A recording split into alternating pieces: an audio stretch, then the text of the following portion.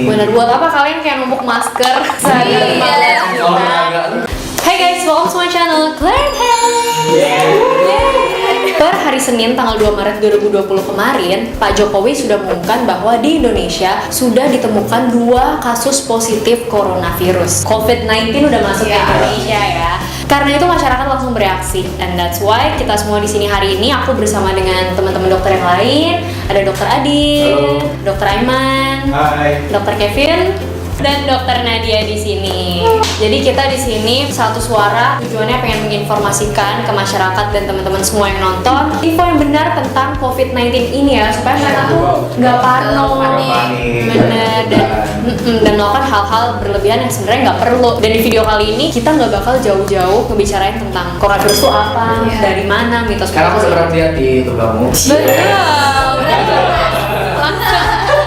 Ada juga di video di channel Aiman juga nih udah bahas tentang coronavirusnya. Nah hari ini kita bakal lebih fokus tentang apa sih yang harus kita lakukan setelah COVID-19 masuk ke Indonesia. Keep on watching! Jadi banyak banget teman-teman tuh yang nanya tentang bahaya coronavirus atau COVID-19 ini kayak gimana sih? Karena memang untuk yang kita ketahui bahwa transmisi ini memang luas. Jadi penyebarannya gampang, tapi untuk tingkat kematiannya itu sedikit. Contohnya bahwa si coronavirus ini sendiri tingkat kematian itu lebih rendah dibandingkan SARS. Nah di Indonesia sekarang itu memang yang bikin jadi sekarang panik adalah tahu lah orang Indonesia. Yes. Setiap kejadian apapun yang memang bikin kitanya ketakutan dan baru itu bakal bikin semuanya jadi malah apalagi di sosial media. Makin kuat kan. Gampang banget. Satu ini kemarin kayak ada kasus yang contohnya yang kita udah kamu bilang tadi positif, itu kan ada orang asing. Dia masuk ke Indonesia, ternyata memang sudah demam. Tapi saat masuk ke Indonesia itu dia udah minum antipiretik, obat-obat. Jadi saat dia masuk itu screeningnya nggak terdeteksi karena kan suhunya itu biasanya di atas 38 derajat. Masalahnya sebenarnya di situ jadi lebih hati-hati lagi. Makanya sekarang kita sama Dokter Karin dan teman-teman semua bakal bahas tentang pencegahannya, biar teman-teman semua di sini juga tahu dan nggak panik yang pasti. Oke? Nah, bagaimana sih cara kita mencegah si COVID-19 itu supaya tidak menyerang kita? Yang pertama, kita tuh harus menjaga kebersihan diri. Itu gimana? Kita harus rajin cuci tangan. Rajin itu bukan berarti terus-terusan cuci tangan ya. Nah, jadi kita kayak seperlunya aja gitu. Misalnya kita habis Jadi misalnya kita habis beraktivitas atau kita habis pergi dari rumah sakit atau dari tempat keramaian, berjabat tangan sama orang-orang, nah itu kita sebaiknya cuci tangan. Nah cuci tangan yang baik itu memang menggunakan air mengalir dan sabun. Cuman kalau misalnya memang tidak memungkinkan nih, kita ada di tempat yang tidak ada toilet kita bisa juga menggunakan antiseptik ya. Antiseptiknya boleh merek apapun atau boleh juga bikin sendiri. Ini memang efektif banget ya buat dia tuh membunuh kuman-kuman yang ada di tangan kita. Terus tadi caranya gimana yang baik? Pertama kita tuh harus membebaskan tangan kita dari berbagai aksesoris dulu ya. Cincin ya dulu. Dan nih kalau udah bersih, kalau udah nggak ada apa-apa, kita semprotin ya kan. Maaf. Oke. Udah ya. Terus kita ada 6 langkah cuci tangan. Yuk, rame-rame ya. 1, 2, 3. Ini salah jari harus kena ya. 4. Ini buku-buku jari ya. Buku. Jempol. Akhirnya ya. Gas. Dan terakhir ujung-ujung untuk kuku ya. Sudah deh. Bersih deh. Kenapa kita tuh harus rajin-rajin cuci tangan? Karena kita tuh sering banget ya yang namanya nyentuh muka, nyentuh daerah wajah. Nah itu yang sekarang ini lagi dihindarin karena sedang adanya virus COVID-19 itu.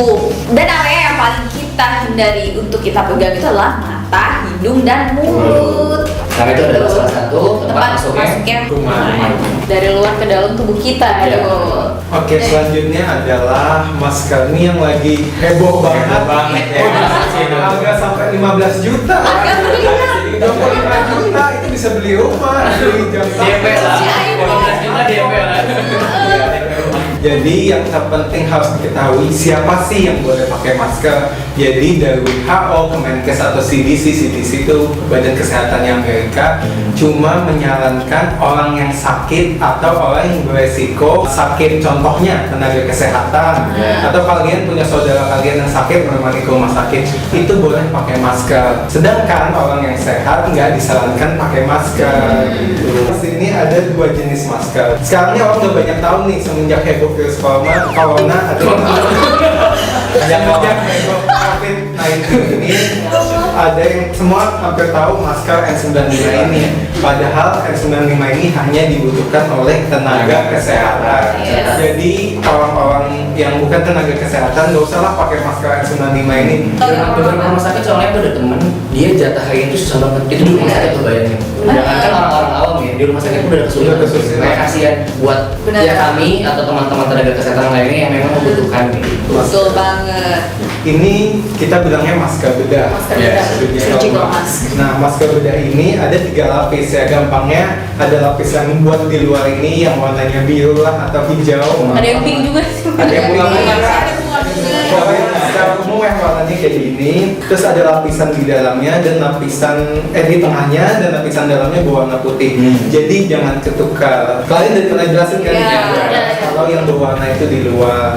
Masker ini terbukti efektif untuk menangkal droplet-droplet itu yang mengandung si virus corona ini. Droplet apa kak? Kayak percikan lah. Kan kalau ngobrol, batuk, bersin itu pasti ada air liur kecil Oke. Nah, yang penting cara makainya tuh kalian udah tahu lah cara makainya. Harus tertutup semuanya. Nah, di sini tuh ada kayak kawatnya. Itu jangan asal pakai. Udah gini aja tuh. Terus tapi atasnya ada masuk. Nah, itu ditutup dan ditekuk mengikuti atau hidungnya. Jadi tutup semuanya. Kalau mau bukanya dari telinga. Talinya tuh bisa yang kayak gini atau yang langsung. Ada yang langsung Terus sama yang sakit atau yang beresiko jangan sering-sering megang maskernya. Kita nggak tahu kita pakai masker terus saat kita foto terus kita pegang-pegang muka malah kena hidung. Refleksi nah itu bisa dihindari. Malah itu yang lebih penting karena penularannya itu droplet tadi bukan airborne. Jadi misalnya tangan kita kotor walaupun pakai masker tetap aja misalnya kena mata atau kena hidung tetap aja bisa menular gitu. Jadi kenapa harus orang sakit yang pakai itu supaya kalau dia bersin atau apa-apa keserap sama si bagian dalam ini gitu. Terus ada juga banyak yang nanya sebenarnya. Ini mungkin kita bisa jawab bareng-bareng. Penggunaan masker itu sebenarnya berapa lama sih? Oke, jadi penggunaan masker ini kalau yang 95 efektifnya aku baca tuh 8 jam.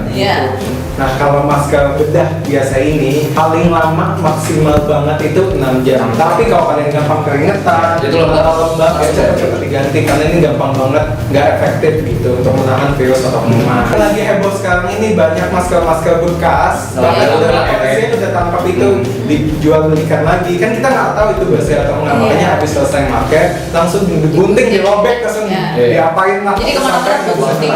Cuma aku paham sih kenapa orang-orang pada parno karena di luar sana masih banyak yang belum tahu tuh etika batuk atau bersin yang benar. Benar. Jadi kadang kalau kita lagi lewat kemana, ada kucing. Kadang ada yang gede banget. That's why kita harus tahu apa Fit? Etika batuk dan bersin yang benar. Nah. Oke, gimana sih etika batuk dan bersin yang benar? Nah, yang pertama kalian bisa kalau misalnya lagi batuk atau bersin, misalnya gunakan pakai ini tangan bagian siku dalam. Kayak gini nih. Jangan gini ya guys. Gitu. Cara lain kan bisa pakai tisu atau sapu tangan. Caranya ya kalau batuk ya tutup nih, biar nggak keluar kemana-mana batuk. Tapi kalau tisu ingat teman-teman harus langsung buang. Jangan dipegang, dikantongin kemana-mana. Karena Lagi dipakai ulang. sapu tangan sebenarnya boleh dipakai tapi asalnya jangan berulang kali ya. Ya dicuci ya. Dicuci, benar. Pokoknya setelah batuk atau bersin, tisu yang kalian gunain buang langsung. Kalau bisa setelah batuk atau bersin, kan langsung cuci tangan. Dengan cara yang benar tadi. Nah, kayak gitu etika batuk dan bersin yang baik. Jadi di sini kalian harus langsung terapkan ya guys. Oke. Nah, aku mau nambahin juga. Jadi di masa-masa kayak gini nih, kalau bisa kita itu maintain social distance. Itu kalau bahasa WHO kayak gitu. Alias kita jaga jarak satu dengan yang lain. Minimal 1 meter. Kita nggak bisa. Kita nggak bisa 1 meter lah ya.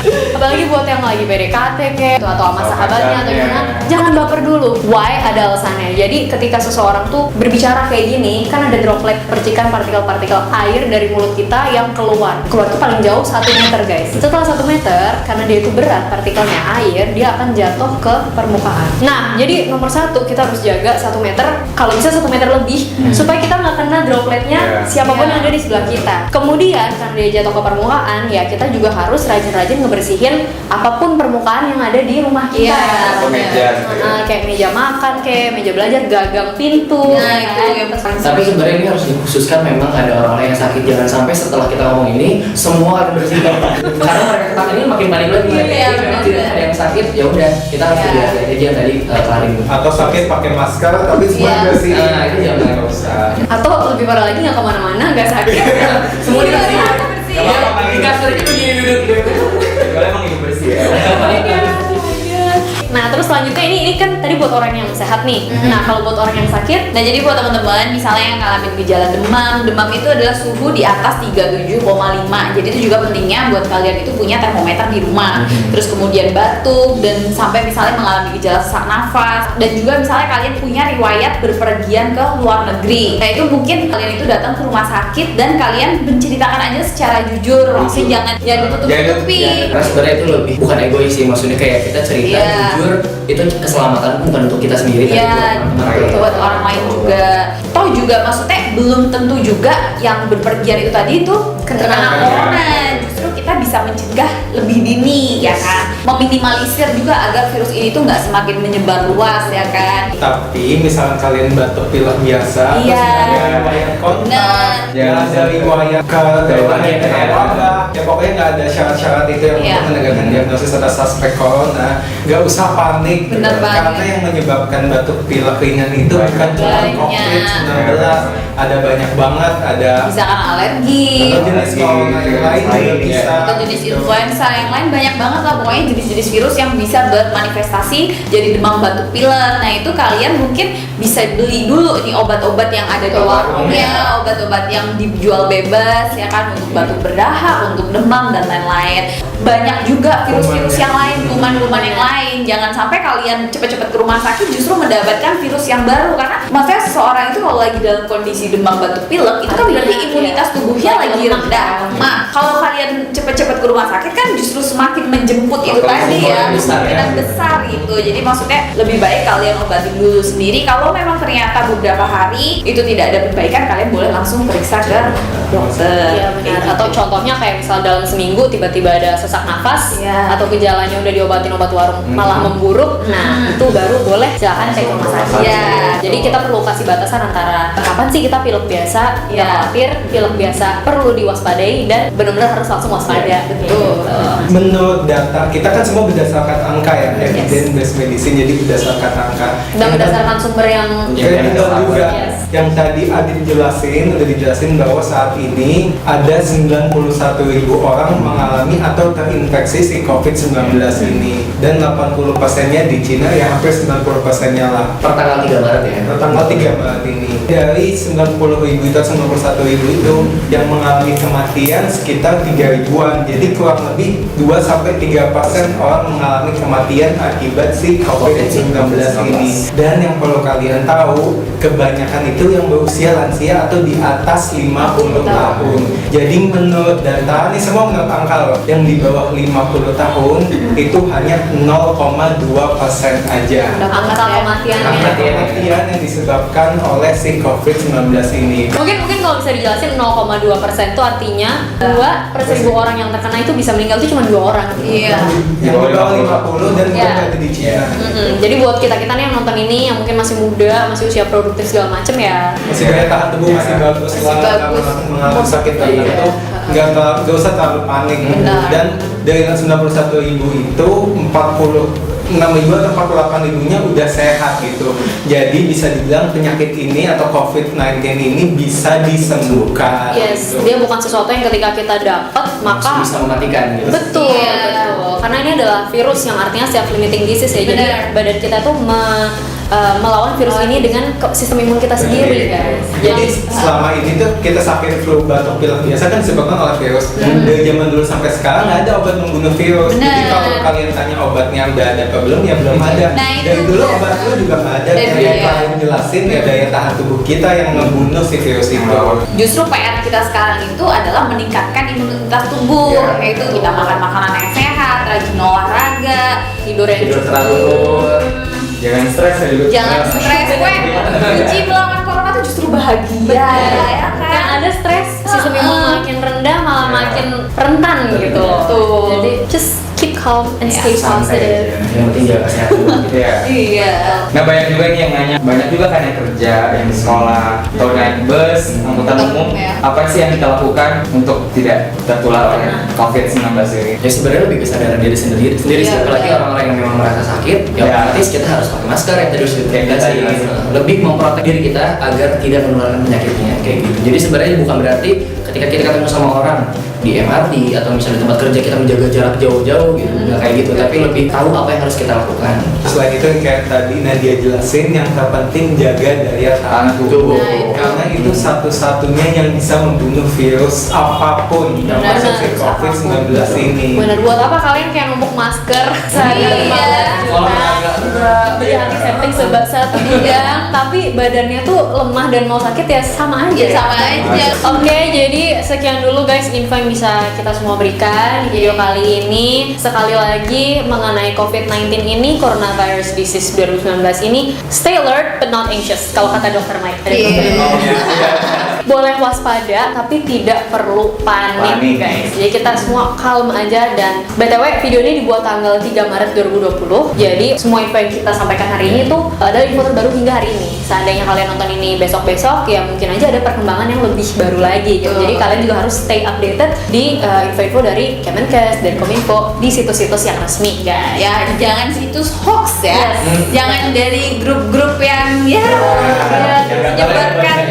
Iya, dari mana. Itu salah satu yang bikin panik. Nah, benar banget, benar banget. Betul, better kalian malah cekin instastorynya dokter-dokter ini karena mereka pasti mengupdate info itu dari sumber yang terpercaya dari Organisasi Kesehatan Internasional, which is WHO, CDC atau Kemenkes. Dan ini satu harapan untuk masyarakat Indonesia, semoga semuanya selalu sehat. Amin. So, I guess sekian dulu video kali ini. Thank you banget kepada dokter-dokter cakep-cakep kita nih.